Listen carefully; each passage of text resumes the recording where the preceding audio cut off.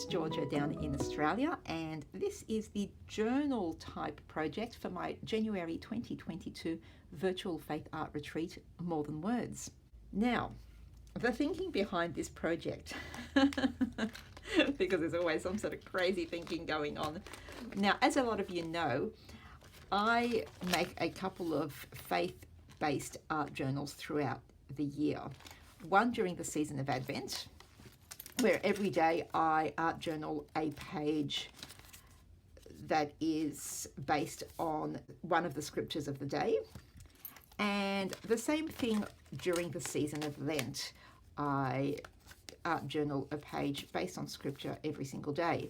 Now, these pages tend to be quite time consuming and quite deep, and have very often have secret journaling in there somewhere. So they pretty much take up a lot of my time during the seasons of Lent and Advent. Now, the rest of the year, I focus on just my Bible journaling, and which is great because once I come out of these books, I always feel like, wow, I haven't Bible journaled in such a long time and I really miss it. So it's really great to get back into it.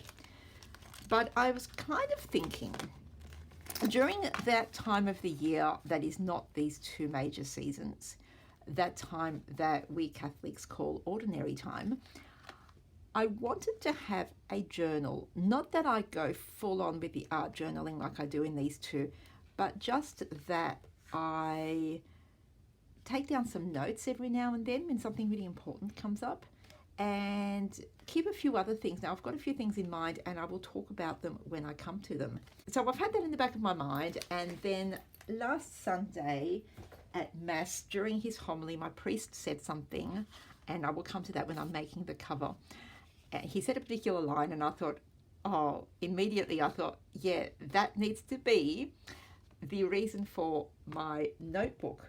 So that's going to be the inspiration for this notebook, and in it I will put a lot of these things that I have in mind. Again, I will come to them during the course of this video. Now, so this is going to be either a notebook / junk journal / art journal, depending how far you want to go with it. I'm going to keep mine fairly simple.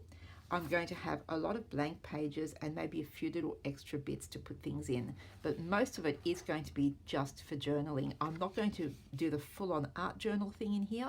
It's going to be more for note-taking and scripture referencing. So we are going to make this out of recycled food packaging. This seems to be the retreat for recycling everything in our pantry, and for once again you're seeing the kind of rubbish that I have in my house.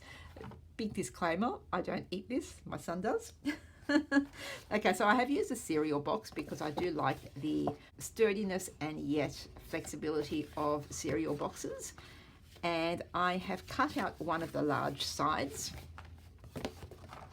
and I've actually cut it down just a tiny bit, so it's a tiny bit smaller than what it was. But the size that you make yours completely up to you. So this one is about just 12.5 inches by 9, so 12.5 by 9 inches. But that is it's completely up to you how small or big you want to make it. You might want to make something quite small that you can carry in your purse when you go to church. You might want to have something huge that sits on your coffee table and is like a coffee table book. Completely up to you how big you make it. Now, what I've done is I have folded it in half. Now, I kind of got a sort of inspiration for this from something I saw on Pinterest, where a lady had made a cereal box notebook, and what she did is she got her sheet of cereal box like I have here and filled it with tea-dyed paper. But what she did is she kept the cereal box as is. So as you opened it, you actually saw these pictures inside. Now, you could very well do that if you like that kind of fun look. I'm going to cover mine. And then the outside she actually left as a craft surface, and once she had sewn her pages in, she put a very thick band of decorative washi tape down the spine to cover that. And that looked really pretty. But I'm actually going to take mine a little bit further and cover the cover. So the first thing I want to do is cover the inside. I have once again grabbed my Simple Stories Faith collection, and I wanted to choose a kind of plain design maybe. No, not that one. Maybe. Okay, I don't want these because they're cut apart cards. That's too plain. I'm not fussy, I'm just particular. Now, I'm actually being drawn to that dark one. I'm being drawn to that dark one, I think. So where is it? Here we go. Now, I already know that I'm going to have an issue because when I measured the notebook, I did say it was 12.5 inches. And as we all know, scrapbooking paper is 12 by 12 inches. So it is going to be too short by just a little bit. But it's on the off chance that it's actually longer than it is wide, but it's not. But that's okay, because I think what I will do is I will cover it. And even though it does not come up to this end here, if yours is too big and you have this problem, there's a couple of options. You could actually cut another piece of paper and just stick it up the end. You could cover that with washi tape. But what I'm going to do is I'm going to put a separate piece of paper as a pocket so that my inside cover will have a pocket that I can slip things into. And that will cover the fact that I haven't covered the entire surface. So what I'm going to do first of all is just cut my piece of paper to size. And I'm just doing that with my blade.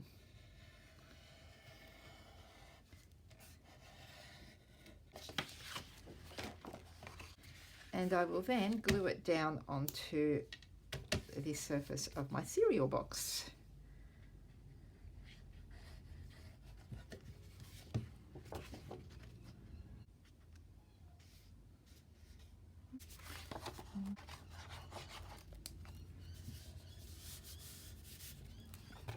Okay, so I'm going to pretend that I did this on purpose. I was going to keep that little edge on the back of the cover, but I've accidentally put my sheet upside down so it ends up on the inside of the front. But that's actually quite good. I do like the idea of it being on the inside of the front. Okay, so fold that over.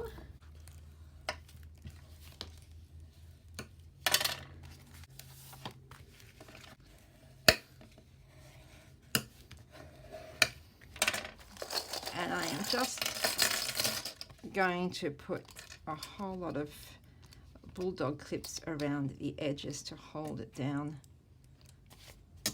while it dries. Great. So now I'm ready to cover the outside of my cover.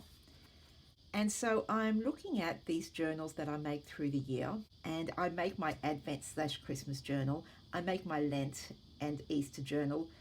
Now and I have a feeling this is going to be a yearly thing now. You know, I start these things and they get repeated.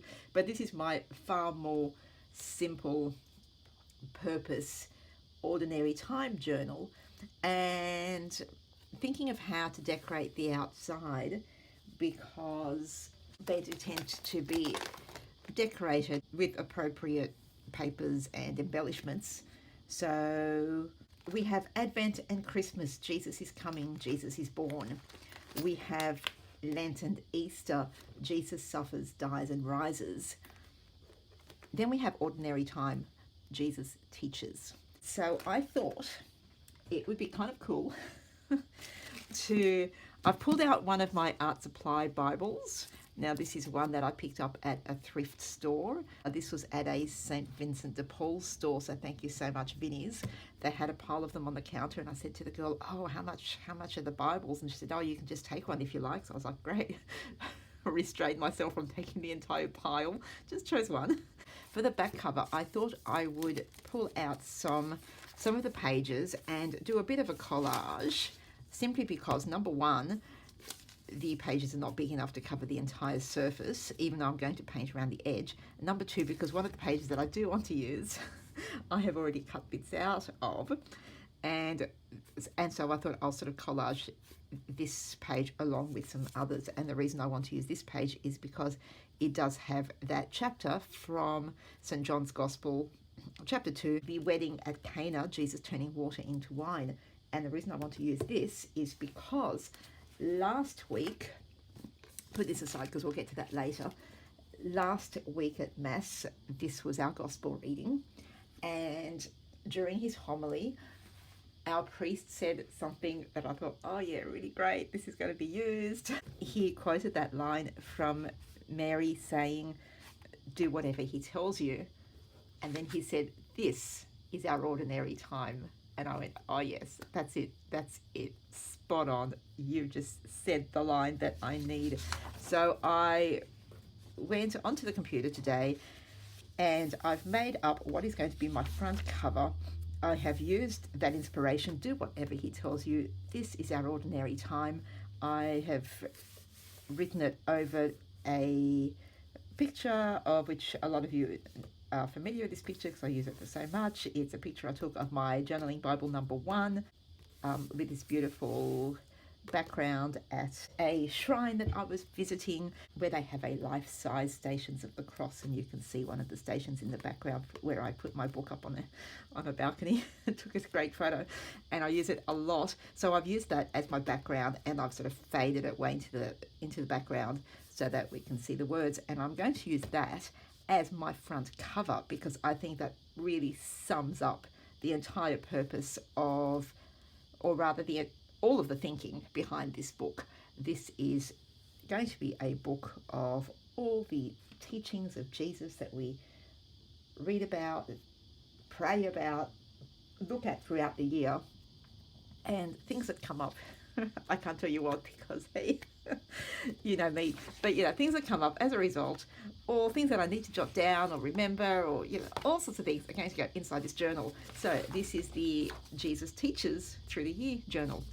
And as is my way, I am going to rip this.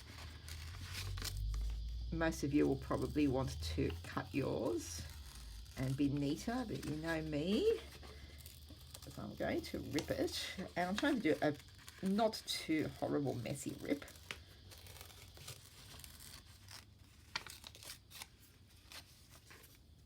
Okay, and I am going to ink around the edges.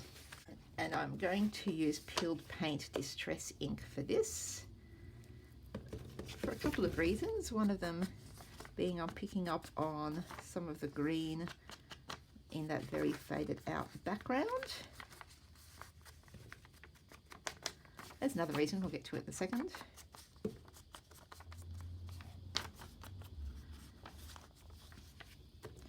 Okay, now what I want to do is have the border around this just painted, and for the back I'm going to have a painted border with the collaged bits of Bible page over the top.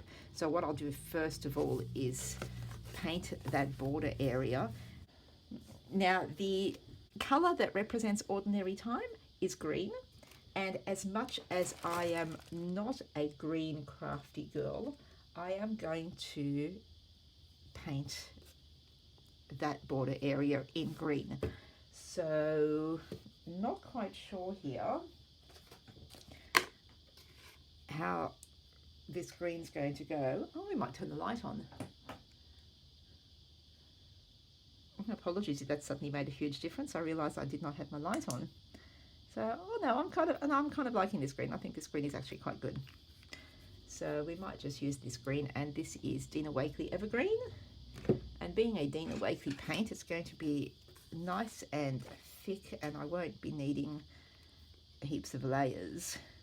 So I'm painting directly onto the craft surface of this cereal box.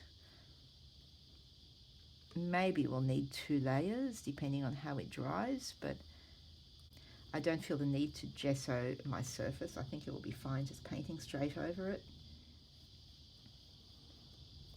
This is dry. Now I also painted this side along this spine.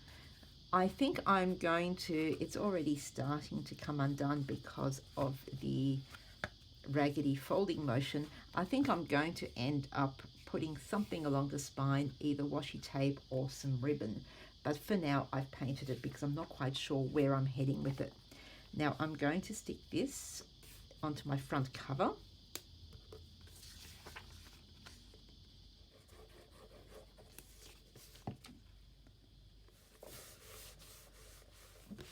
And for the back, I am going to rip this part here, and I might just rip it off here at this part.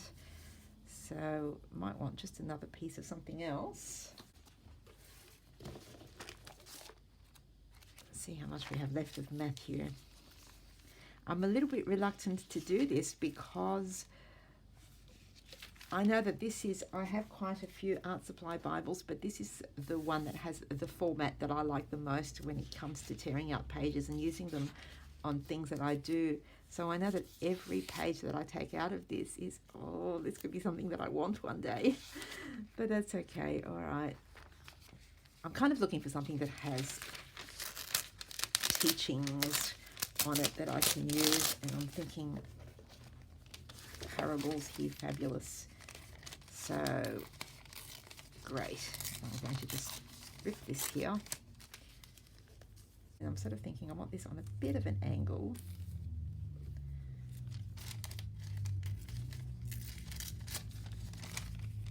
If I get my little water brush here, there we go. I say that's where I want to rip it. And that will rip away quite easily. Be a lot neater than what I was doing there.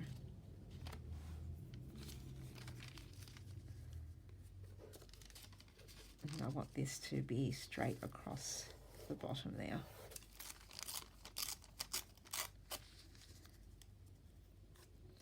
And I'm going to ink the edges of this as well.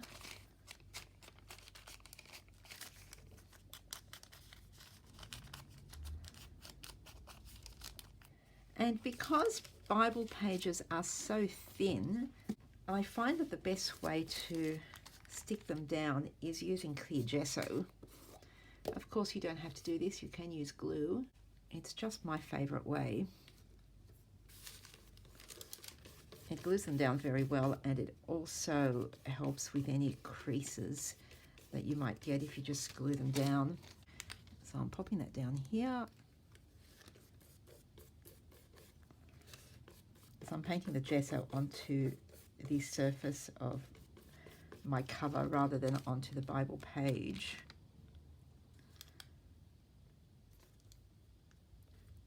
Something like that. And then once I've done that, I paint a little bit more over the top, and I use my brush, whoops, to push out any air bubbles and to flatten it.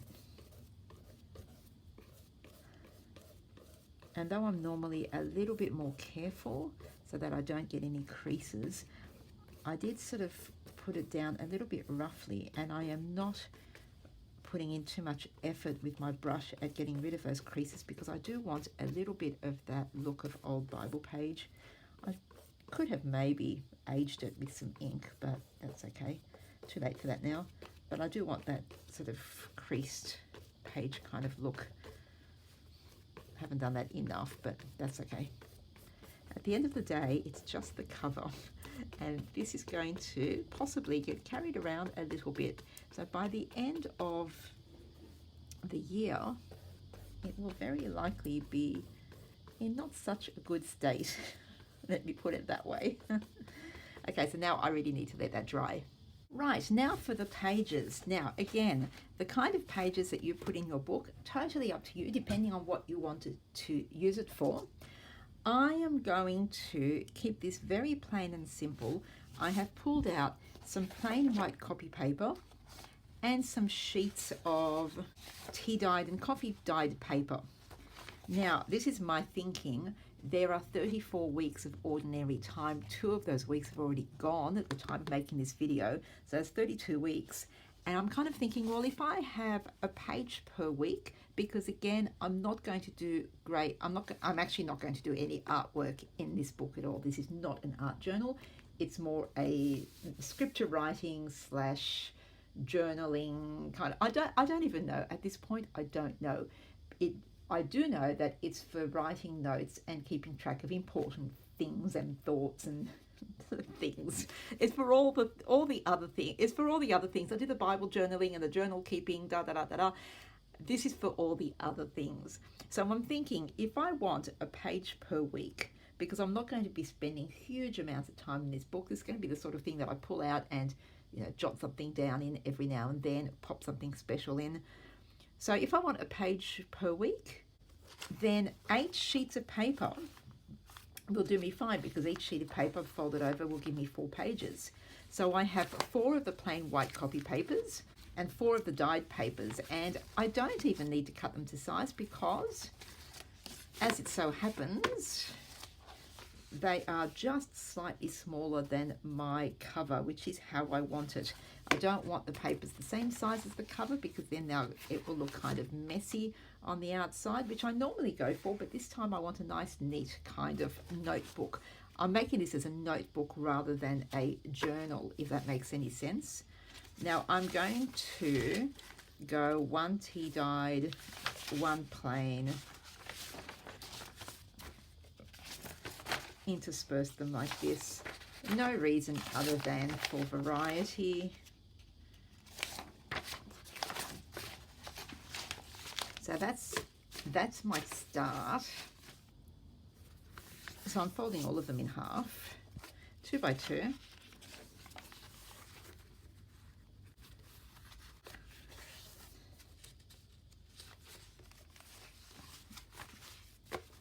So I have my pages. Now, one more thing, I have a couple of other things I want to add to this notebook, which will be things that get added to over time. So I've pulled out a sheet of card, which is that A4 size, so it's perfectly sized again for the inside of my journal, and I happen to have one in a green color, which is great.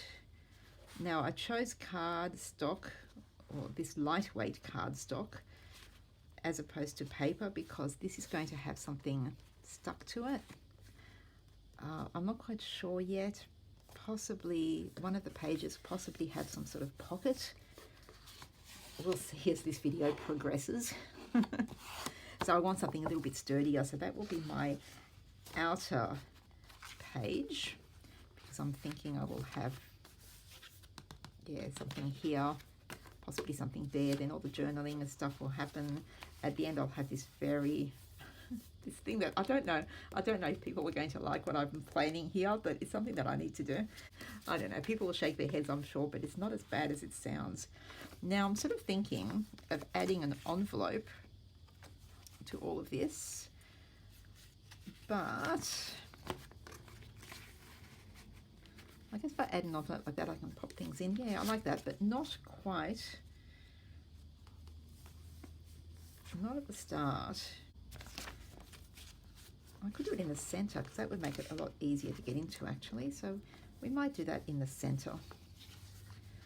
So, grabbing my bulldog clips, the first thing I want to do, put the envelope aside, is just clip the pages together so they don't move around too much. And a little bit more difficult for the envelope because it doesn't reach the clips. So what I'm going to do is just grab some washi tape. I'm just going to washi tape it into place so that it stays centered. But this is where I want my envelope.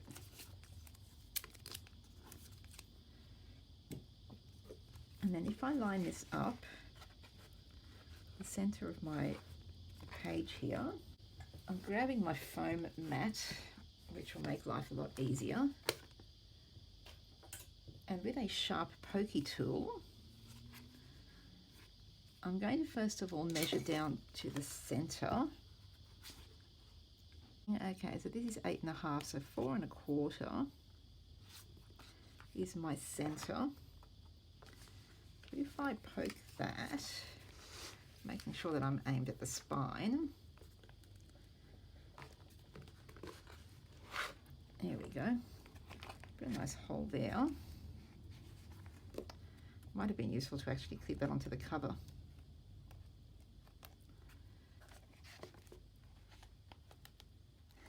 So I'm going to, I know, I'll use the envelope now as my guide. So I'll have another hole just here because I do want it to go through the envelope part. Nice big hole there.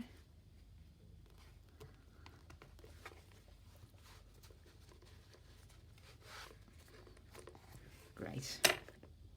And now I'm just going to use some embroidery thread to sew this together, and continuing with the green theme but without going over the top. Oh, seriously, not more green. So I've sort of chosen this very light sort of almost sage color. And I'm going to start from that center hole from the inside of the book, sewing to the outside. Make sure some of the thread stays in here. Then I'm coming in from that top hole. Oh no, look what I did. That's so bad. Yeah, let's do that again.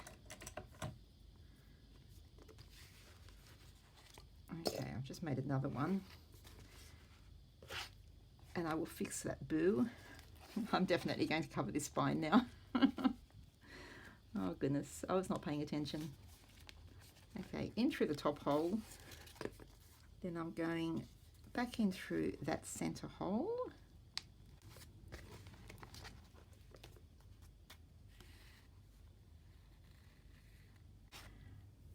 Then back in through the bottom hole.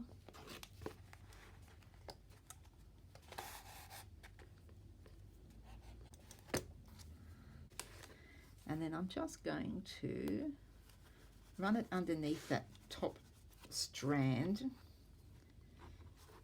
and tie it up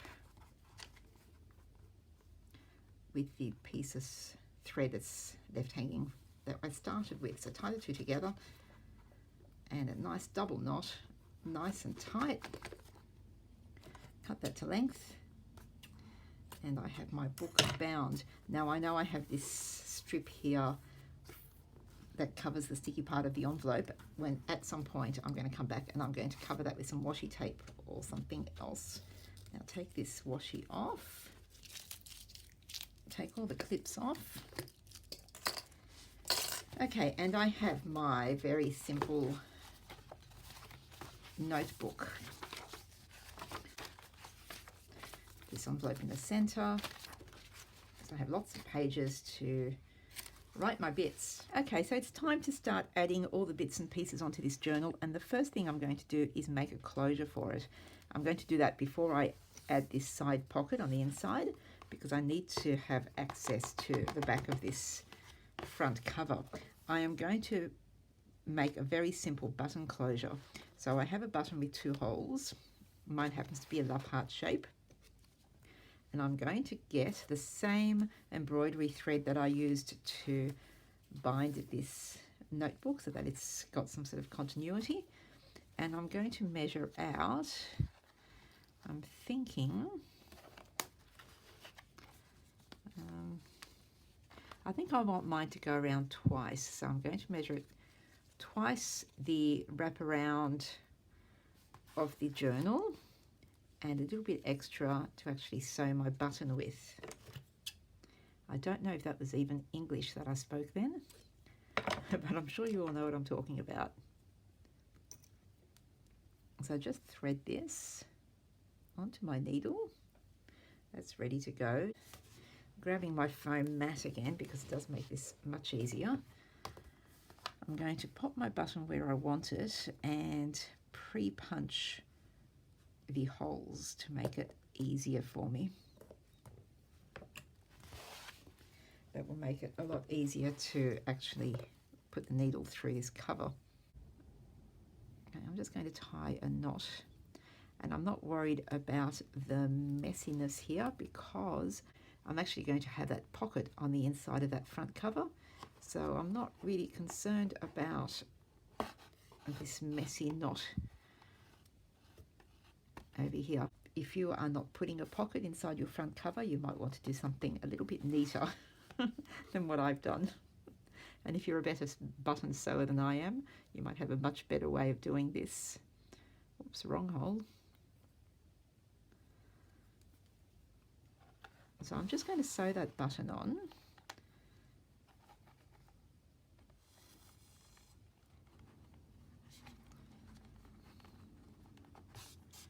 I'm giving it 2 or 3 laps so that it's sewn on very sturdy. It doesn't come off or anything. So I'll go around 3 times, I think.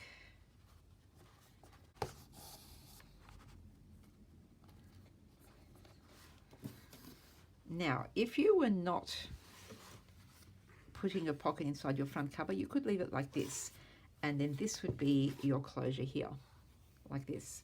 But because I'm actually putting a pocket in here, I am going to come up one more time, but I'm not actually going to come through the button itself. I'm just going to put my needle through the cover, but let it slide in underneath the button.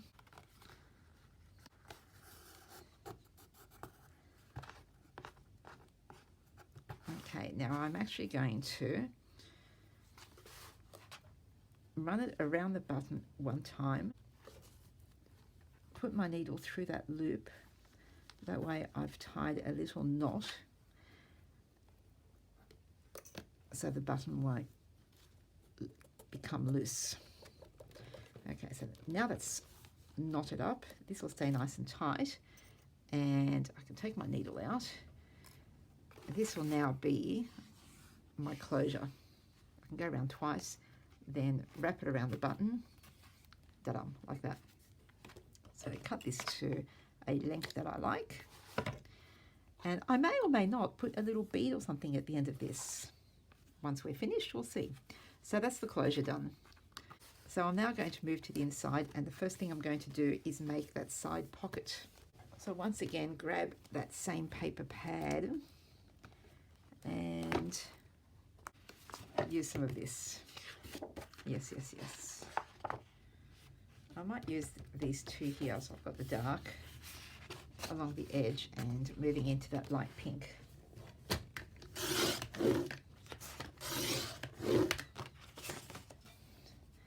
So I've just grabbed a dark blue ink. This is Faded Jeans.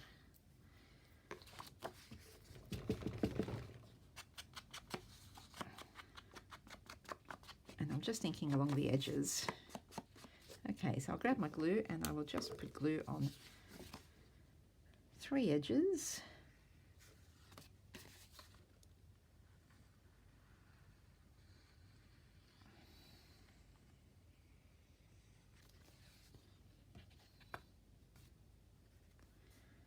And I'll just stick those down. I know there's going to be this lump here where I've sewn in the button, but that's okay. Grab my clips again and put those all around the edges. So they hold it nice and tight while it's drying. Okay. Now actually, while that is drying, I'm going to jump over to the back cover, and I have cut out one of these cutter parts from my Echo Park collection, and what I'm going to do is ink around the edges of that, again in the blue since it's going on that blue background, because I'm thinking this is a journal that's going to sort of cover the most of the year. And sometimes I might have things that I just want to pop into it, not even long term, but you know, I might come across something and I think, oh, you know, I just want to hold on to that because I want to come back to it later on. Or I might pick up something in my travels. I don't know, like I don't know where this is going. So I thought a little tuck spot here. Alrighty, so once again, oh dear, this retreat is truly full of so many technical issues. Once again, I ran out of memory on the iPad and it stopped filming. I didn't realize, so I haven't shown you the part where I actually stick in this tuck spot, but it's pretty simple. I simply put a line of glue along two sides, so the bottom and the outer edge. That way this bit here stays open. So you've got two sides with glue, two sides without glue, and then you can stick in all sorts of bits and pieces in your travels. So that's my little tuck spot on the back. Now another thing that I missed out on showing you, but it's kind of pretty self-explanatory. I found a bead, nice little clear greeny color, threaded my thread through it with a needle, just put a little knot on the bottom, pulled it through, so I've got this little shaggy bit on the end.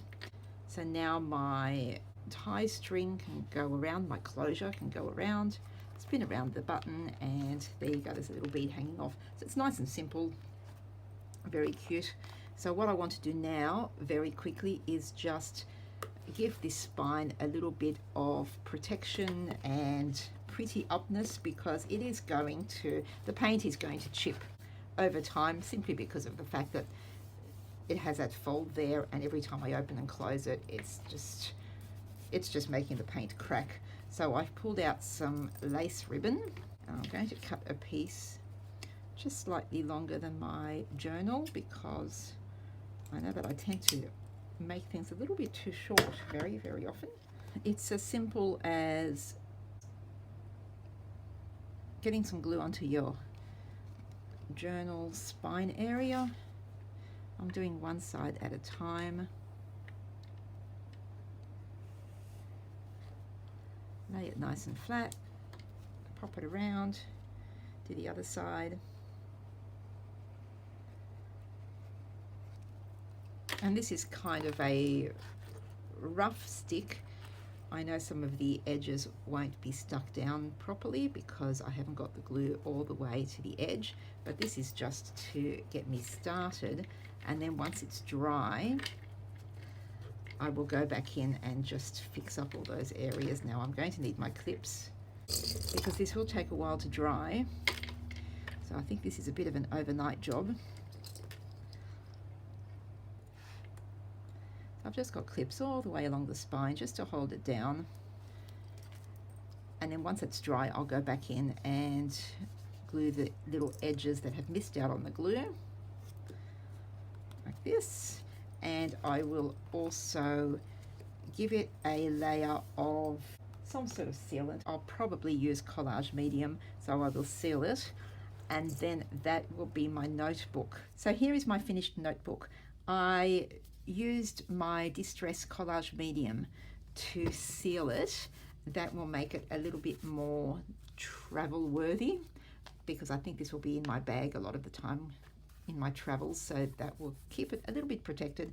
And I also used it to stick down the very edge of the lace ribbon. It works really well for that, and it has the added bonus of strengthening or sealing the edges of the lace ribbon, so it's not so likely to fray.